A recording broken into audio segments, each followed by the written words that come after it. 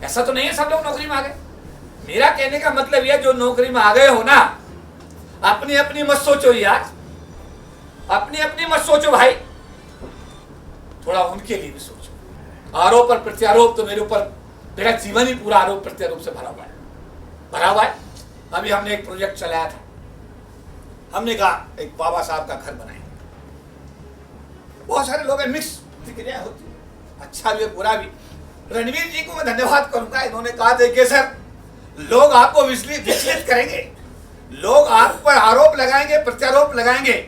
आप एक वचन दीजिएगा कि जिस तरह 3 साल पहले आपने प्रोजेक्ट शुरू किया था और ये विड्रॉ कर लिया आपने, इस बार ये प्रोजेक्ट विड्रॉ नहीं होगा। मुझे बता दे, बड़ी खुशी है। कल हमारे राष्ट्रीय अध्यक्ष,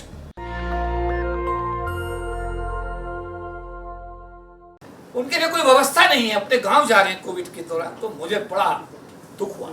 और एक उसने एक मजदूर था, उसने गीत गाया कि हमें गांव भेज दो सरकार। सच बात है, गाना नहीं, गीत आया, वो मैंने टीवी पे चैनल पे भी चला। तो मैं उस गाने को अगर आज भी कई बार मेरे सामने आता है तो मैं उस गीत को सुन करके इसलिए इमोशनल हो जाता हूँ कि आज भी हमारे समाज की कितनी बुरी हालत है। हम लोग भाग्यशाली हैं कि डॉक्टर अम्बेडकर के आशीर्वाद से हम लोग नौकरी में आ गए, लेकिन क्या सब लोग नौकरी में आ गए? ऐसा नहीं, ऐसा तो नहीं है सब लोग नौकरी में आ गए। मेरा कहने का मतलब यह, जो नौकरी में आ गए हो ना, अपनी अपनी मत सोचो यार, अपनी अपनी मत सोचो भाई, थोड़ा उनके लिए भी सोचो। नहीं, थोड़ा उनके लिए भी सोचो। उनकी संख्या मिली है तब 22.5 बना, उनकी संख्या मिली है तब 22.5। अगर वो आज मर जाएं गांव के लोग, गरीब लोग, तो रिजर्वेशन 22.5 से घट के नीचे आ जाएगा, क्योंकि उनकी संख्या मिलकर के रिजर्वेशन तय हुआ था। और हमारे आप जैसे लोग भाग्यशाली थे जो रिजर्वेशन के माध्यम से यहाँ गरीबी के रेखा से ऊपर आ गए। तो इसलिए उनके लिए भी सोचो। आरोप और प्रत्यारोप तो मेरे ऊपर, मेरा जीवन ही पूरा आरोप प्रत्यारोप से भरा हुआ है। अभी हमने एक प्रोजेक्ट चलाया था, हमने कहा एक बाबा साहब का घर बनाएंगे। बहुत सारे लोग मिक्स प्रतिक्रिया होती है, अच्छा भी बुरा भी। रणवीर जी को मैं धन्यवाद करूंगा, इन्होंने कहा देखिए सर, लोग आपको विचलित करेंगे, लोग आप पर आरोप लगाएंगे, प्रत्यारोप लगाएंगे। आप एक वचन दीजिएगा कि जिस तरह 3 साल पहले आपने प्रोजेक्ट शुरू किया था और ये विड्रॉ कर लिया आपने, इस बार ये प्रोजेक्ट विड्रॉ नहीं होगा। मुझे बता दे, बड़ी खुशी है। कल हमारे राष्ट्रीय अध्यक्ष NI चावड़ा जी कल यहाँ पार्लियामेंट्री कमेटी की मीटिंग के लिए मौजूद थे। कैंसर होने के बावजूद, जबकि उनके समय भी निश्चित हैं, हम भी जानते हैं, वो भी जानते हैं, उसके बावजूद भी वो कल यहाँ पर आए। हमारे राष्ट्रीय कार्यकारी अध्यक्ष पूना से, महाराष्ट्र से पेंसे साहब यहाँ पर आए। हमारे सेक्रेटरी एडमिनिस्ट्रेशन सुगारी राम जी गोरखपुर से आए। सेक्रेटरी हमारे लाइजन पटना से चल करके आए।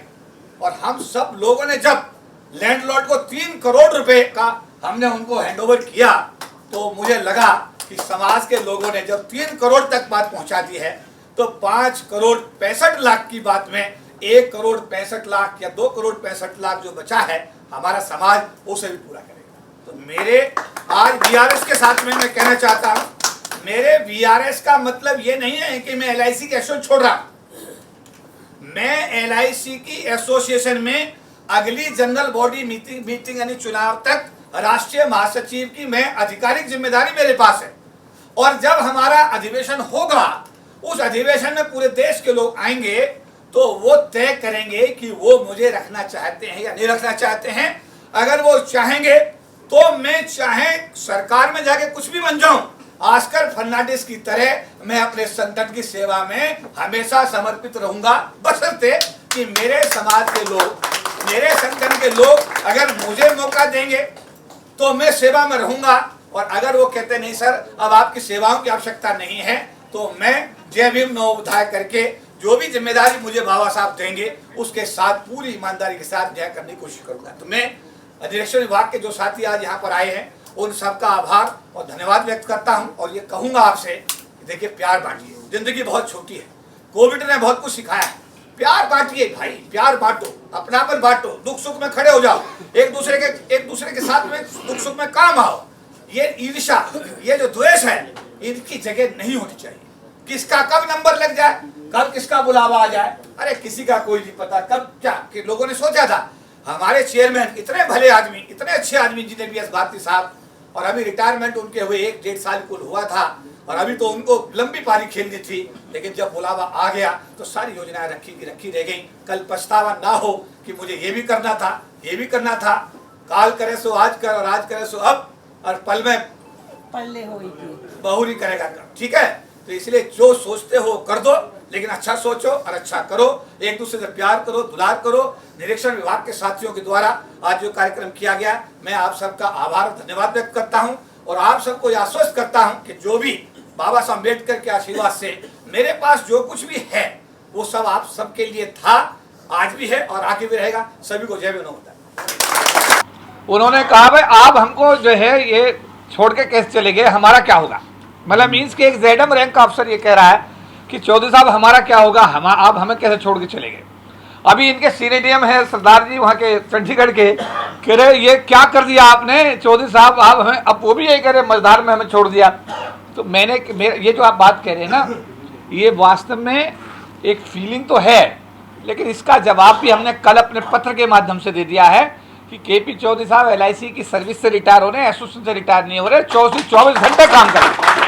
इसका कल जवाब लिखित में, क्योंकि पूरे देश में जब मायूसी छाई, जब पूरे देश में मायूसी छाई और बड़ा मतलब चिंता का विषय बना, तो उसमें 5 जो ऑल इंडिया लीडर बैठे हुए थे उन्होंने डिस्कस किया, और डिस्कस करे क्या कि इमीडिएट एक कम्युनिकेशन एसोसिएशन की तरफ से जाना चाहिए कि चौधरी साहब LIC की सेवा से रिटायर हो रहे हैं, एसोसिएशन से नहीं हो रहे हैं, और जब तक भी सांस में सांस है समाज का साथ काम करते रहेंगे। प्लीज जो उन्हें दोनों से बात हुई, हमने कहा कि व्यवस्था रहेंगी, नो डाउट, समय भी कम हो जाएगा, इसमें भी दो राय नहीं है, लेकिन साथ साथ हमने कहा कि एक ब्रांड नेम जब बन जाता है, अगर आपको पुराना समय याद हो, रिलायंस का अगर वो इशू निकलता था तो लाइन लग जाती थी रातों रात लोग, क्योंकि रिलायंस का इशू का मतलब क्या, समझे नहीं बात आप।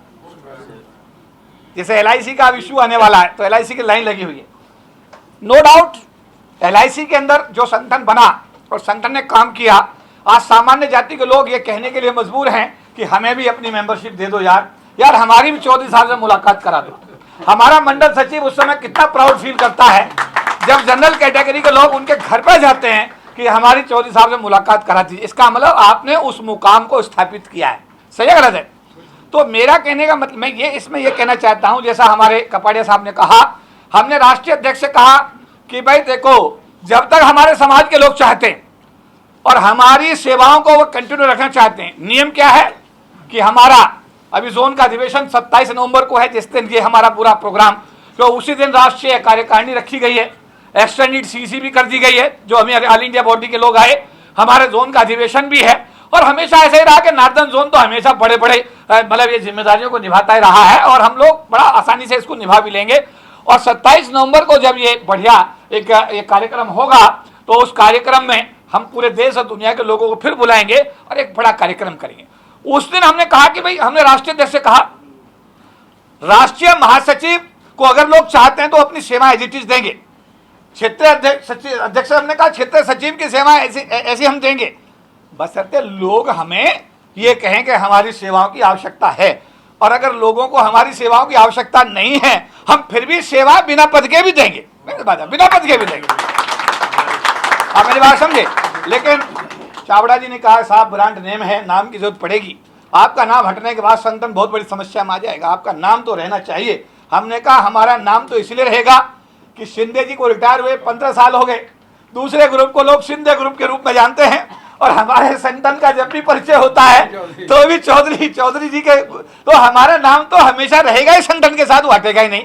लेकिन फिर भी मेरी ये भावना है, मैं ये कहना चाहता हूँ कि और साथी भी तैयार हों, और भी लोग अपना थोड़ा सा एक्सपोजर करें, अपनी जिम्मेदारियों को समझे। मैंने क्वार्टरली मीटिंग के माध्यम से लोगों को एजुकेट करने की बड़ी कोशिश की है, एजेंडा बना कर भेज करके लोगों को समझा के ऐसे एजेंडा बनाओ, ऐसे SDM से टेकअप करो, ऐसे JDM से टेकअप करो। मैंने हर स्तर पर साथियों को एजुकेट किया है, और मुझे उम्मीद है कि हमारे साथी आने वाले समय में जो भी चुनौती आएंगे उसको मिलजुल करके हम सब लोग ठीक करेंगे, और समाज को एक नई दिशा देने का जो हमने काम किया है आगे भी हम करेंगे। मैं चाहूँगा DO1 के हमारे अध्यक्ष ललित कुमार जी, DO1 के अध्यक्ष ललित कुमार जी, इनके लिए जोरदार ताली इसलिए कि भारत का नंबर 2 मंडल है जी ये, जिसने 40 लाख रुपए का सहयोग इस बाबा साहब के घर के लिए दिया है।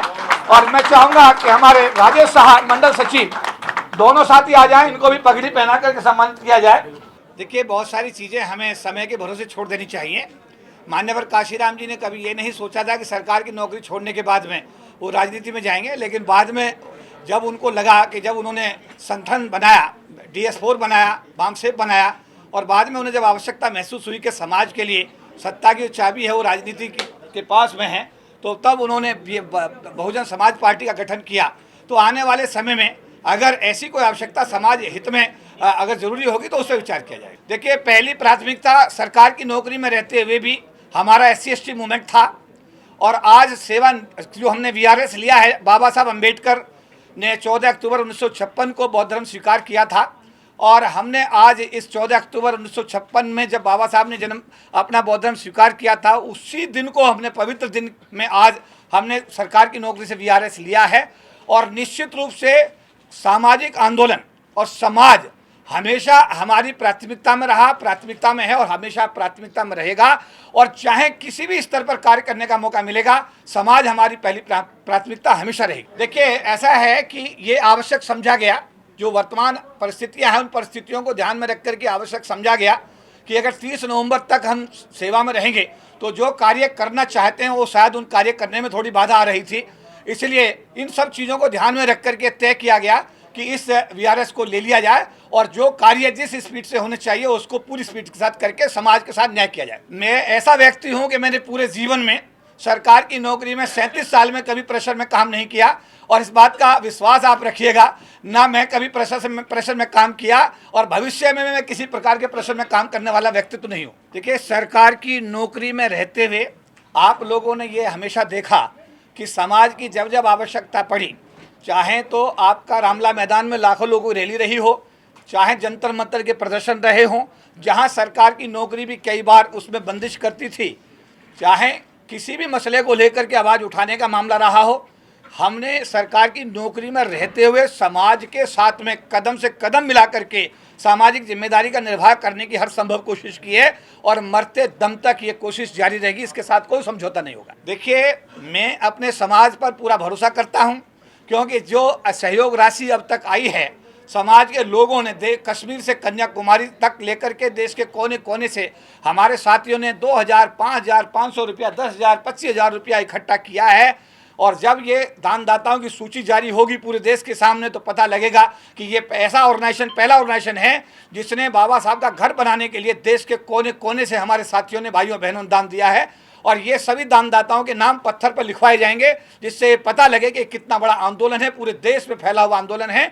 और मुझे अपने साथियों पूरा भरोसा विश्वास है, समाज पर भरोसा विश्वास है कि इस पावन कार्य को जल्द से जल्द समाज के सहयोग से निश्चित रूप से हम पूरा करने में कामयाब होंगे। देखिए, आशा है कि हमारा 14 अभी जो हमारा अक्टूबर था, आज के दिन इसकी रजिस्ट्री हमारी डिसाइडेड थी, लेकिन क्योंकि जो कलेक्शन था उसकी जो गति है वो जिस तरीके से होनी चाहिए थी उसमें थोड़ी गति कम रह गई, इसलिए 3 करोड़ रुपया कल हमने लैंडलॉर्ड को हैंडओवर किया है। बचे हुए राशि को हमने 31 दिसंबर 2021 तक देने का हमने अपना एक विचार बनाया है, और हमें विश्वास है कि हमारे समाज के लोग इस जिम्मेदारी को समझेंगे, और हम 31 दिसंबर 2021 तक रजिस्ट्री करा करके वहाँ डॉक्टर अम्बेडकर भवन निर्माण का जो मार्ग प्रस्तुत कर देंगे। देखिए, मैं यहाँ कहना चाहूँगा, मान्यवर काशीराम जी ने राजनीति में आए, उन्होंने पार्टी बनाई, लोकसभा का चुनाव लड़ा।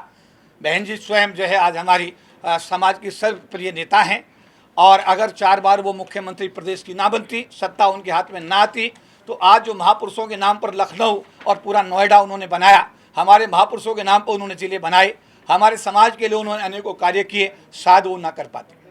अगर राजनीति के माध्यम से ही समाज का भला हो सकता है तो राजनीति से किसी प्रकार का परहेज नहीं होना चाहिए। देखिए, कुछ चीज़ें समय के सहारे छोड़ देनी चाहिए। आने वाले समय में हर संभावना को हमें ओपन रखना चाहिए, और ऐसा है कि जैसा भी आगे निर्णय होगा आप सबको समय रहते बताया जाएगा। देखिए, मैं अभी ये कहूँगा कि अभी ये निर्णय नहीं है, इसके लिए समय का इंतजार करना चाहिए। और जो आपने अब तक हमारा करीब ये 59 साल का जो कैरियर है, और पत्रकार होने के नाते समय समय पर आप हमको टेस्ट भी करते रहे हैं, हमसे सवाल भी करते रहे, और हम आपके सवालों के जवाब भी देते रहे हैं, तो हमने समाज की कसौटी पर अपने आप को हमेशा सिद्ध किया है, और इस बात का भरोसा विश्वास रखिए, हम जहां भी हैं और जहां भी रहेंगे समाज के साथ रहेंगे और समाज के हितों से कोई समझौता न किया है, सरकार की नौकरी में रहते हुए नहीं किया और आगे भी हम किसी प्रकार का समझौता नहीं करेंगे। नेशनल दस्तक की आपसे गुजारिश है कि अगर इसको बचाना चाहते हैं तो नेशनल दस्तक को सब्सक्राइब करने के लिए रेड कलर के सब्सक्राइब बटन को दबाएं, फिर बेल आइकन की घंटी दबाएं। नेशनल दस्तक को बचाने के लिए बहुत जरूरी है कि हर खबर को शेयर करें, लाइक करें, कमेंट जरूर करें।